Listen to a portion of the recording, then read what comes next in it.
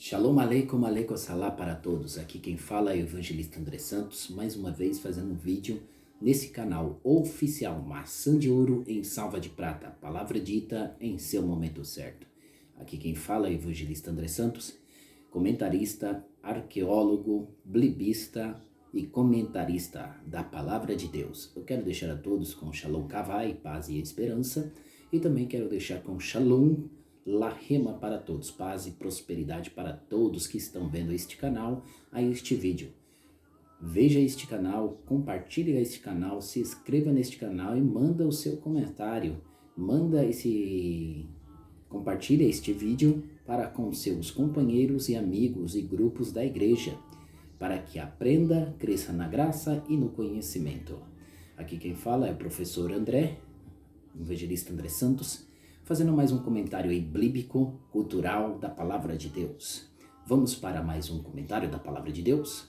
O comentário da Palavra de Deus, desta pauta, desta paraxá e desta pauta, é um lugar que no texto bíblico, e o contexto bíblico a gente olhamos e analisamos, a gente vê injustiça. Muitos olham e observam esse texto e vê muita injustiça. Mas quando nós analisamos cautelosamente o texto, descobrimos algo na história, descobrimos algo muito raro, muito profundo da palavra de Deus.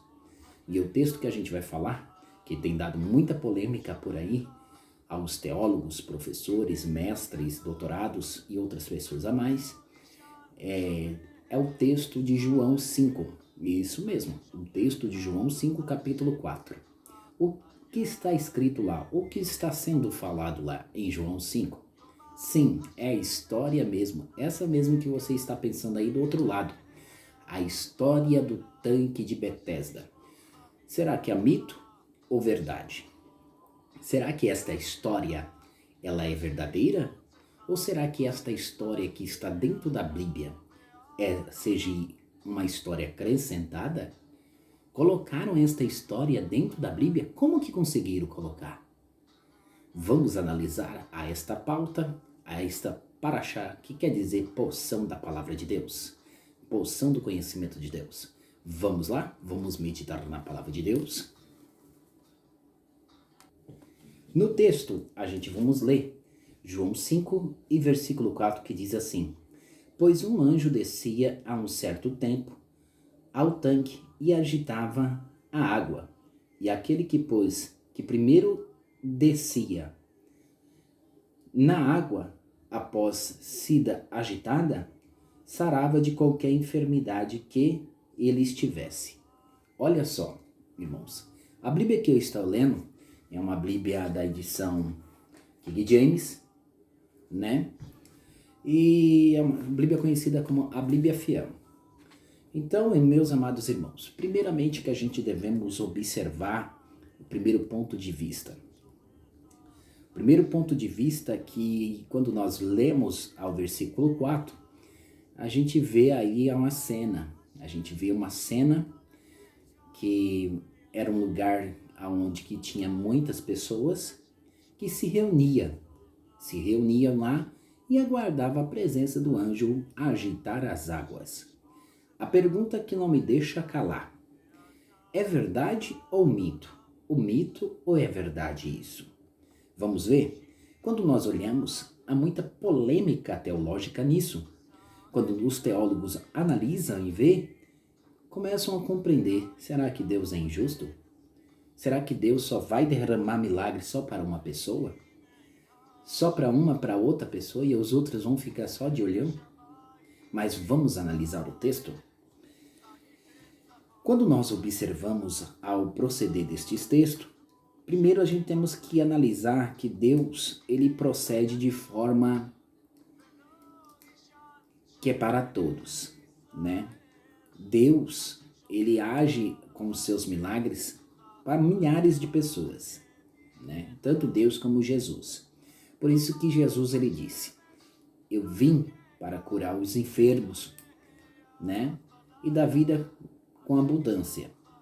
Então vamos lá. Diz a história que um anjo descia em ano sobre este tanque e movia este tanque né, movia as águas neste tanque. Primeira observação: era um anjo que movia essas águas? Esta é a pergunta que não me deixa calar. Será que realmente era um anjo que movia essas águas? Segunda observação: quando nós olhamos do capítulo 1 até o 4, observamos, será que era mesmo esse anjo que movia as águas, que trazia uma bênção, que trazia um milagre? Vamos olhar o segundo ponto de vista, o que realmente está sendo declarado? Quando nós observamos ao texto, descobrimos uma coisa muito interessante.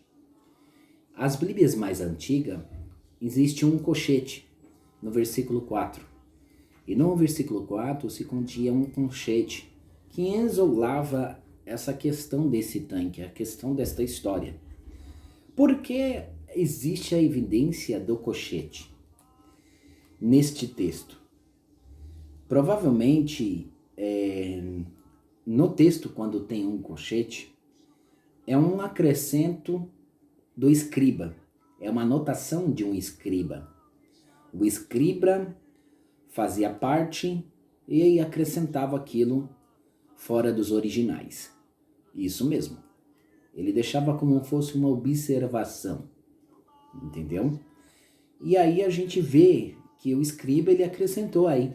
Mas aí vem aquela pergunta: mas por que o escriba acrescentou nas questões dos versículos originais, ao texto original? Porque ele vai e acrescenta uma história em um texto originais. Então vamos lá. Então essa é a questão do colchete. O escriba fazia uma anotação, entendeu?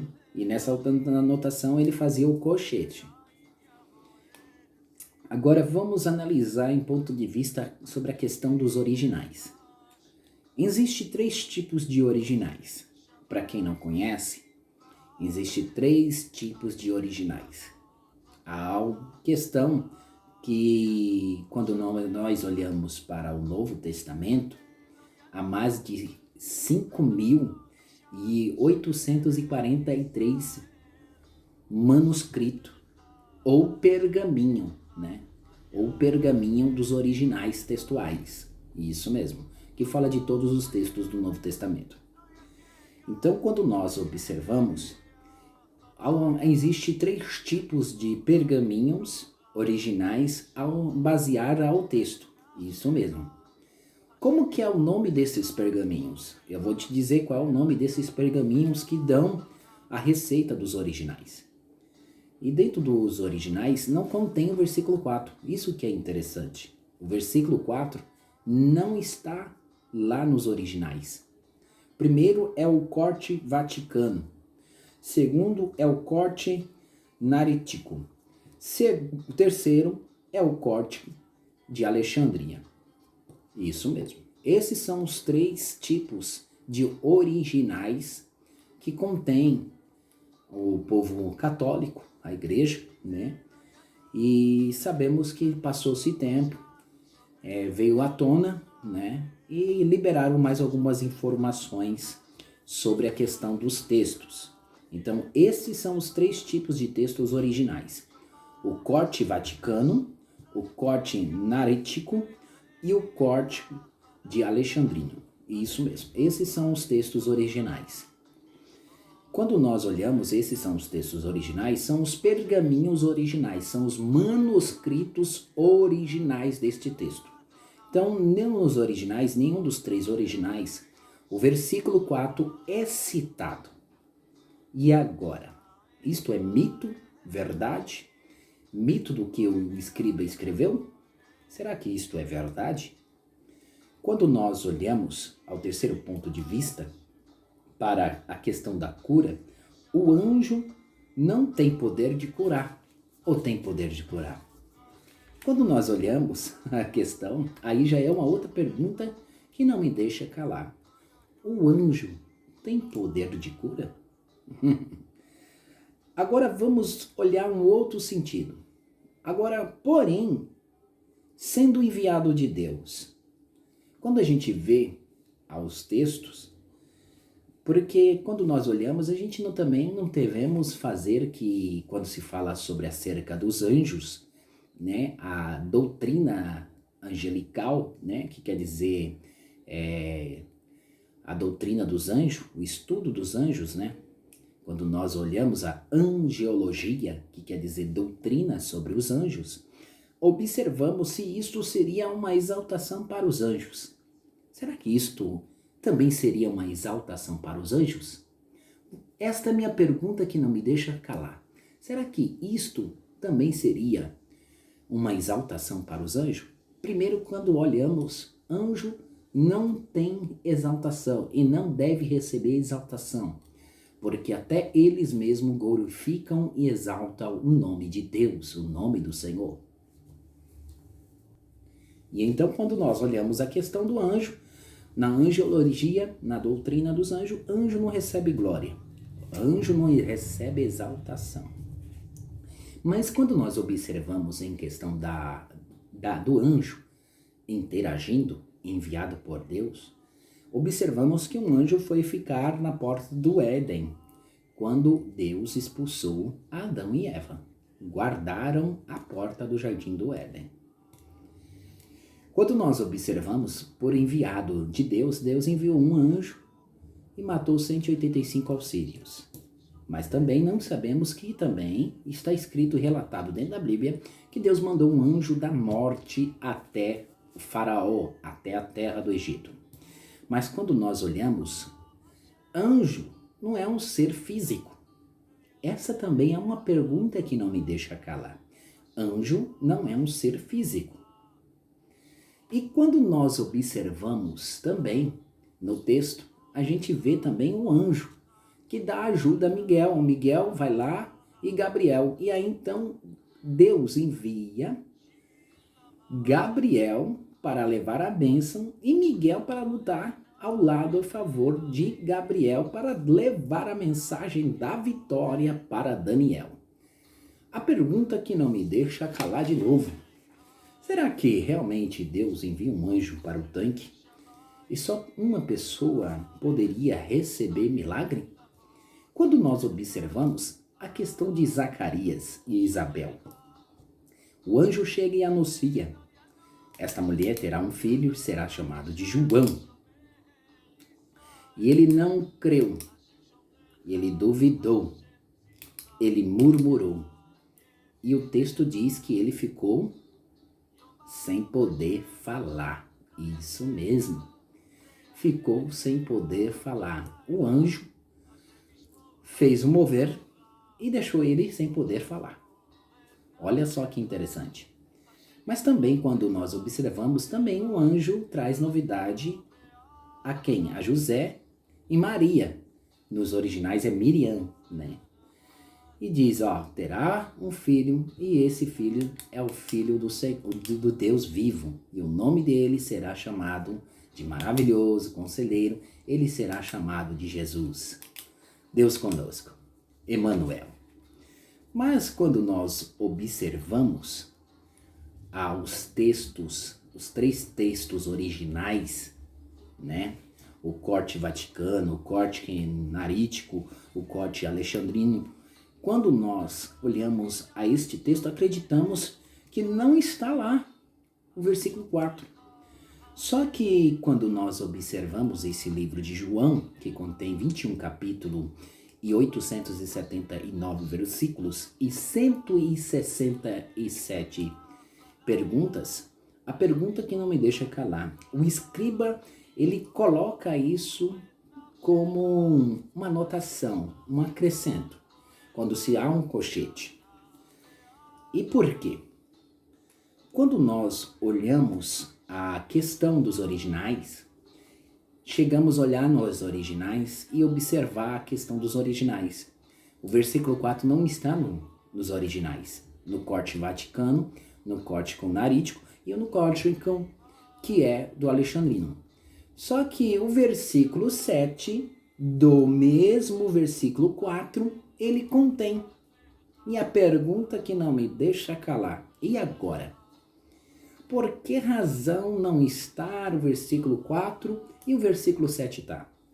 A pergunta é, por que o evangelista André Santos, o professor, está dizendo isto? Porque o 4 e o 5 são as mesmas raiz. É a pronúncia das mesmas raiz. É o mesmo sentido do que está, que a gente tratamos isso como hemenêutica, a gente tratamos isso como egegés. E aí, quando a gente fazemos uma egegés, a gente vê que realmente o versículo 4 está dando firmeza e sustentando, o 7 está sustentando o 4 e dando firmeza. E nos originais, no Corte Vaticano e os outros, afirma a mesma coisa, só o versículo 4 que não está. Mas vamos lá, falar mais um pouquinho sobre esse elemento, sobre o tanque, se é verdade ou é mito. É mito ou verdade? Como que fica esta história até o final? E então voltamos a dizer, será que é mito ou verdade? A questão do anjo descer sobre o tanque de Betesda. Quando nós observamos a questão do tanque de Betesda, sabemos que os nomes originais, o nome chamado Betesda, se chama Casa da Misericórdia. Agora, no original, no aramaico imperial, a palavra Betesda é chamado Casa da Graça. Olha só que interessante, Casa da Graça. Agora, dizem que a palavra Betesda, nos originais, é chamado de Betzata, que quer dizer Casa da Azeitona. Quando nós observamos a palavra hebraica chamada Bet Esh Shaddai, quer dizer o quê? Lugar do derramamento. Mas quando nós olhamos na questão da palavra tanque no grego, é chamado de estaque. E o que quer dizer estaque? Quer dizer no fundo do coração. Olha só que coisa interessante. Então quer dizer que este tanque, no fundo do coração, existia 5 portas, existia 5 pavilhões. E como que eram esses 5 pavilhões? Era 3 portas na frente e 2 portas atrás. Agora, o quarto ponto de vista, alguns acreditam que a agitação das águas provavelmente era uma tubulação que os sacerdotes que prestavam culto a um deus chamado Acléspio, isso mesmo, Acléspio, que era o deus da mitologia grega. E nesta forma, conhecido também como o deus Escalúpcio, que era o mesmo o deus Acléspio, que também representava o deus da cura, o deus pagão dos gregos que simbolizava o deus da cura. E o interessante é que isso é relatado no Talmud, nos comentaristas. É relatado esta história. Lá é relatada no Talmud. Agora, era um local dos judeus, cujo nome era também um tanque chamado nome judeu. Mas um lugar judeu e uma instalação dos gregos dentro de Jerusalém, afiliada a um deus pagão chamado Acléspio ou Escolípcio, ou Escalápcio, que era o deus da cura, era mito ou verdade? Mas dentro dos domicílios de Acléspio, entra aquele que tem todo o poder, que é acima do deus da cura dos deuses gregos. Ele se chama Jesus, o Yeshua Yamashia. Entra nos lugares dos domicílios dos gregos e vai lá e salva uma alma. Uma pergunta que me deixa me calar. Todos que estavam ali eram judeus, gregos, samaritanos?